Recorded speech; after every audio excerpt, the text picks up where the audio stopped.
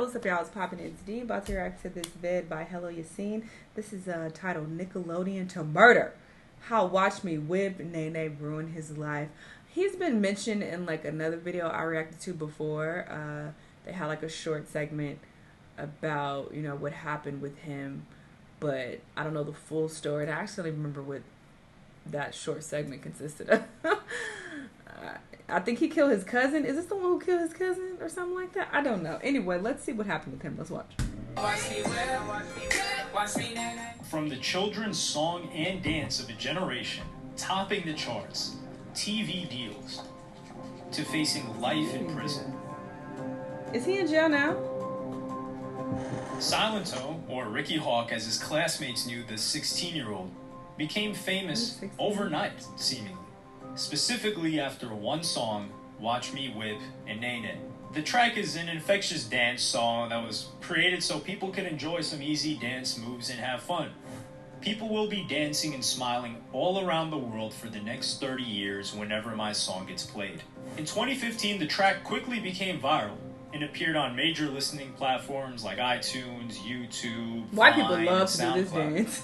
Soon after, God, the track reached so number crazy. 3 on the Billboard Hot 100 and stayed there for 6 weeks straight. The single for a while was topping iTunes in 15 countries and on the UK's Shazam charts.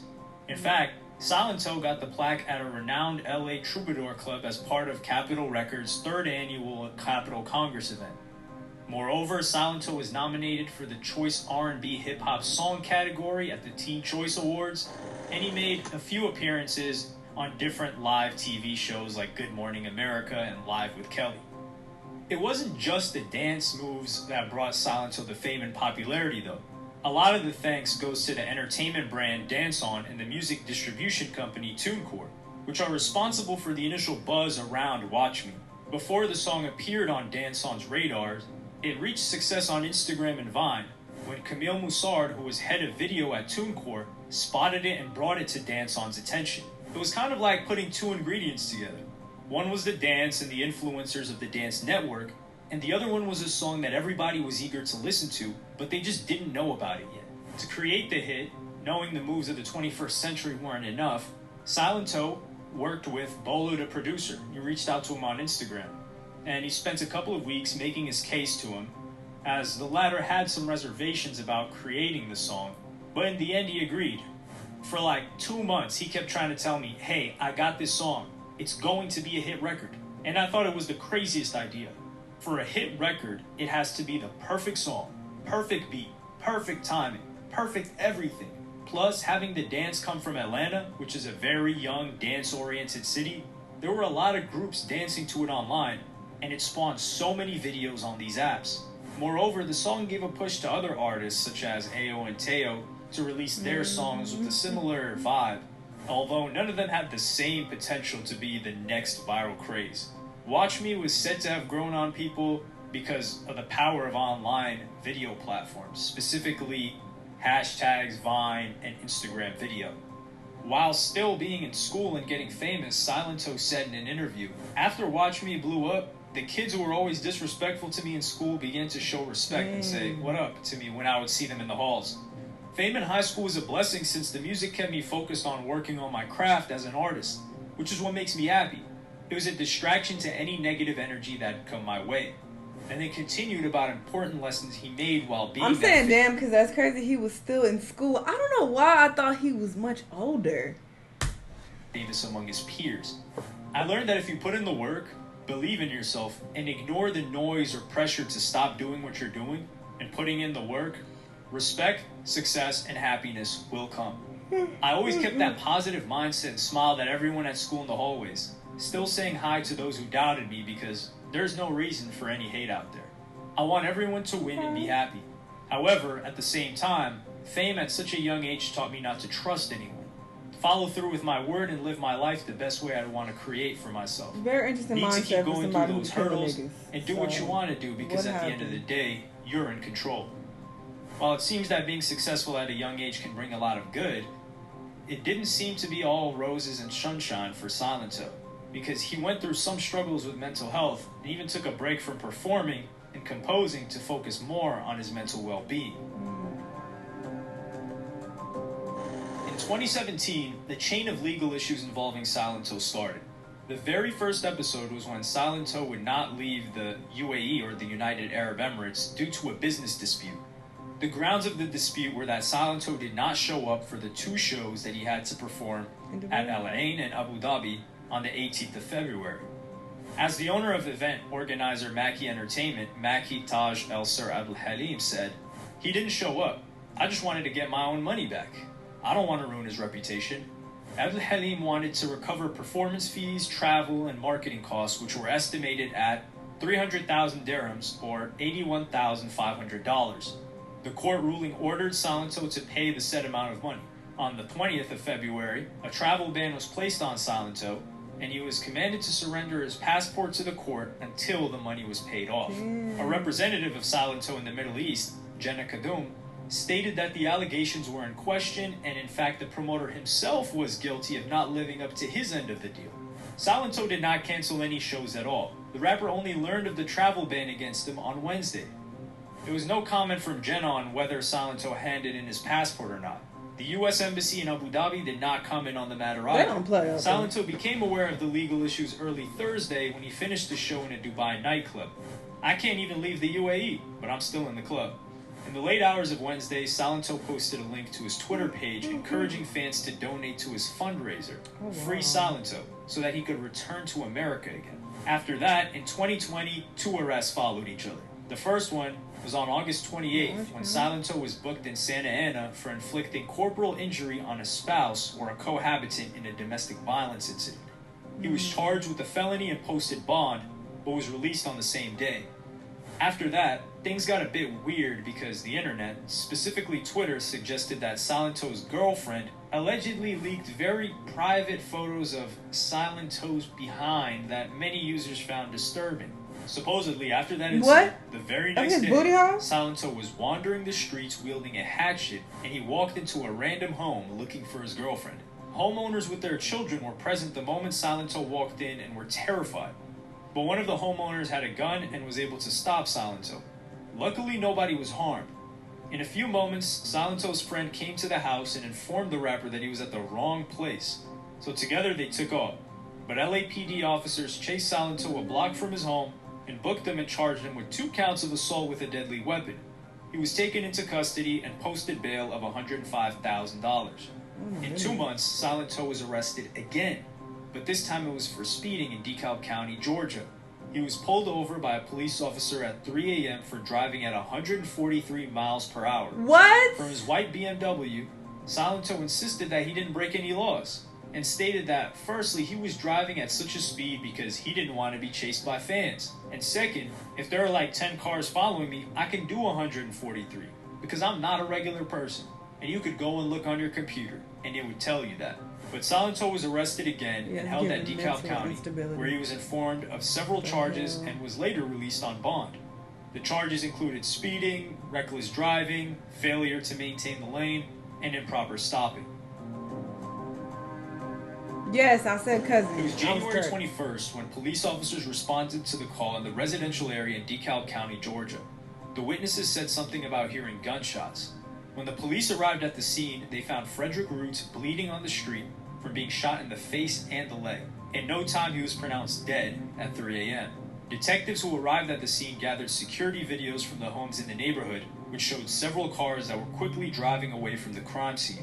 Also, those videos captured at least 1 gunshot. Near the body, detectives found 8 bullet casings. At that moment, it wasn't clear who was the main suspect and what was the motive of the crime. But soon after, police determined that Silento was a suspect and probably committed the crime.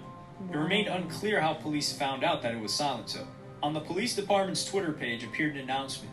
On January 21st, the DeKalb County Police Department investigated Rook's death after he was found shot on Deep Shoal Circle. Hogg is in DeKalb County Jail, charged with murder. After Silento was arrested, his publicist, Shanell Hudson, published the following statement on his Instagram page. "Please send my client Silento some positive vibration. Over the past several years, Ricky has been suffering immensely from a series of mental health illnesses. We will continue in his efforts of treatment, but we ask in the meantime that the public uplift him and his family in immediate prayer and positive energy. Ricky is a beautiful soul.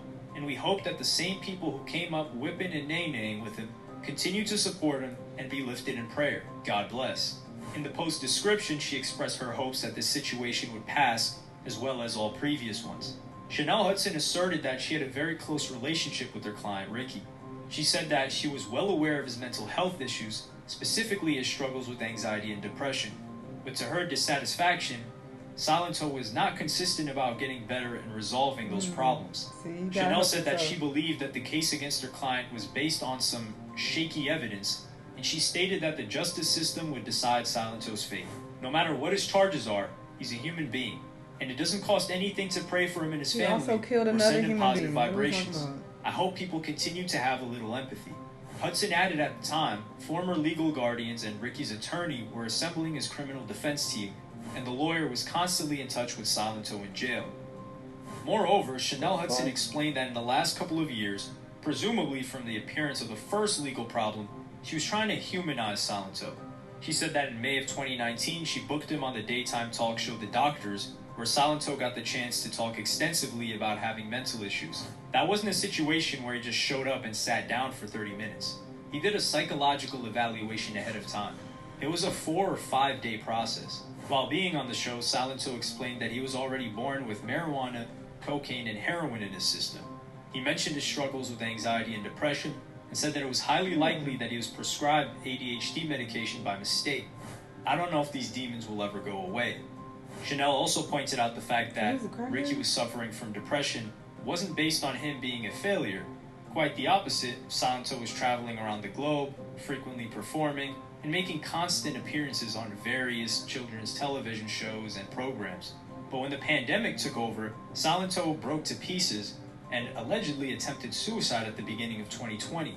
But unfortunately, nobody was really paying too much attention to what was happening to him. And after that suicide attempt, Silento showed some signs of destructive behavior and was arrested 3 times, each one getting more attention than the last. Despite that, bond on the current case was denied. Shanell Hudson stated that she planned to continue supporting Ricky because he supported her as well when she needed that. I will not turn my back on him. I bet in some way, shape, or form, he's writing about his experience.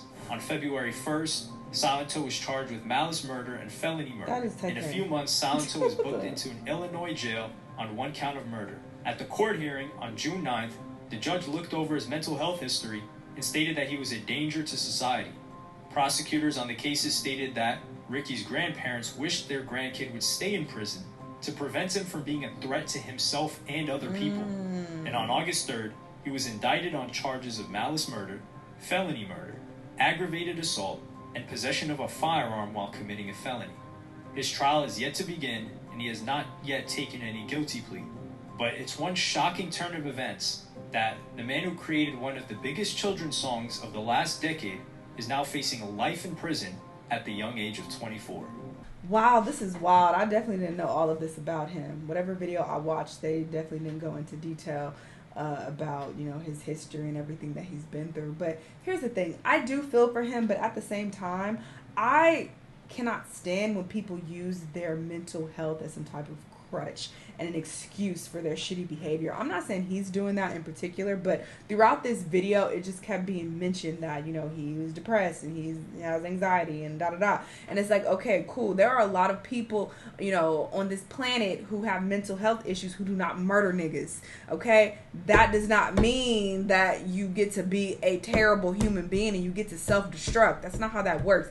Even the chick who's in his corner, his publicist, she admitted that he's not taking the appropriate steps to help himself. So you have to help yourself. You can't just be like, I'm depressed, so I'm gonna start killing niggas and fighting people and doing all this wild shit. Hey y'all, it's not me, it's my depression. No, fuck that. You are not a victim. You have to fight the fuck back. The depression is kicking your ass. Fight back. It's your life. You are responsible for your life. Period. There are a lot of people who go through shit. There are a lot of people who are depressed, who have anxiety, who have fucking bipolar disorder, all type of shit. They're not killing people. Okay? They're not doing this crazy, wild, over-the-top shit and self-destructing. There are people who actually take it serious and they want to get better. So there's that. I can't really feel too sorry for people who, try to use their mental health issues as an excuse for why they're self-destructing or doing wild shit. Like, nah.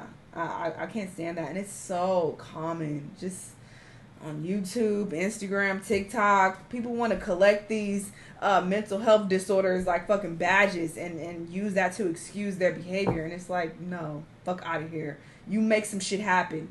Get better, okay? You are responsible for your own healing. You, nobody else. Not your doctor, your nutritionist, or whoever the fuck. You, get it together. It can be done. Get it the fuck together, period. So, there's that. Sorry about that. But I'm just so tired of seeing. I see it every fucking where. And I watch, a lot of people on YouTube who like trying to lose weight and shit. Oh my God. They notorious for that. I'm depressed and my ADHD and have anxiety, bipolar disorder, diarrhea. That's why I can't lose weight. Like, girl, fuck out of here. You can't lose weight because you eat Burger King every night. But what that got to do with your mental health issues? Like, stop. Excuses. I'm just tired of people. Anyway, I do wish him well, though. I hope he fucking is able to fight his demons and figure it the fuck out. But it's like, we can't blame it on him being depressed and mentally ill. Like, niggas gotta want to be better. You feel me? Anyway, y'all let me know what y'all think, though. Let me know what other videos you want to watch, and I'll see y'all next time. Bye.